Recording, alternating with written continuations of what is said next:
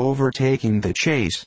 Accordingly, the boats now made for her, and were soon swayed up to their cranes, the two parts of the wrecked boat having been previously secured by her, and then hoisting everything to her side, and stacking her canvas high up, and sideways outstretching it with stunsails, like the double-jointed wings of an albatross. The Pequod bore down in the leeward wake of Moby-Dick. At the well-known, methodic intervals, the whale's glittering spout was regularly announced from the manned mastheads, and when he would be reported as just gone down, Ahab would take the time, and then pacing the deck, binnacle-watch in hand, so soon as the last second of the allotted hour expired, his voice was heard: "Whose is that doubloon now? D'ye see him?" And if the reply was, "No, sir," straightway he commanded them to lift him to his perch. In this way the day wore on, Ahab, now aloft and motionless, anon, unrestingly pacing the planks. As he was thus walking, uttering no sound, except to hail the men aloft, or to bid them hoist a sail still higher, or to spread one to a still greater breadth, thus to and fro pacing, beneath his slouched hat, at every turn he passed his own wrecked boat, which had been dropped upon the quarter-deck, and lay there reversed, broken bow to shattered stern. At last he paused before it, and as in an already overclouded sky fresh troops of clouds will sometimes sail across, so over the old man's face there now stole some such added gloom as this. Stubb saw him pause, and perhaps intending, not vainly, though, to evince his own unabated fortitude, and thus keep up a valiant place in his captain's mind, he advanced, and eyeing the wreck exclaimed, "The thistle the hath refused." It pricked his mouth too keenly, "Sir, ha!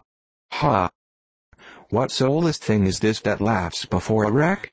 Man, did I not know thee brave as fearless fire, and as mechanical I could swear thou wert a poltroon. Groan nor laugh should be heard before wreck." "Aye, sir," said Starbuck drawing near, "'tis a solemn sight, an omen, and an ill one." Omen? Omen? The dictionary.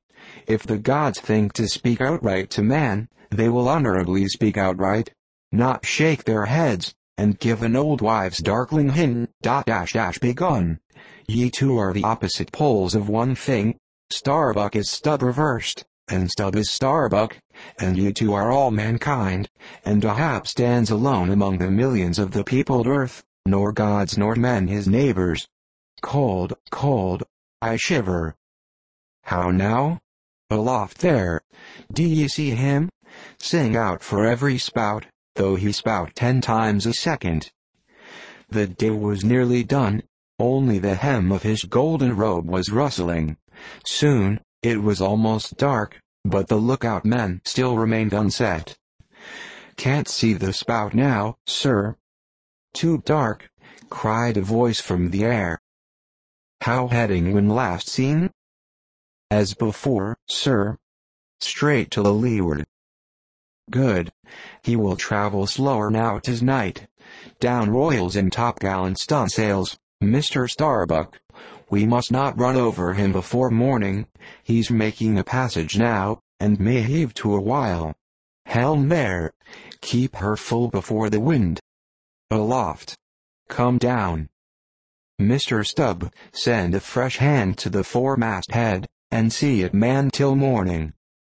Then advancing towards that doubloon in the main-mast, "Men, this gold is mine, for I earned it, but I shall let it abide here till the white whale is dead, and then, whosoever of ye first raises him, upon the day he shall be killed. This gold is that man's. And if on that day I shall again raise him, then 10 times its sum shall be divided among all of ye. Away now. The deck is thine, sir." And so saying, he placed himself halfway within the scuttle, and slouching his hat, stood there till dawn, except when at intervals rousing himself to see how the night wore on.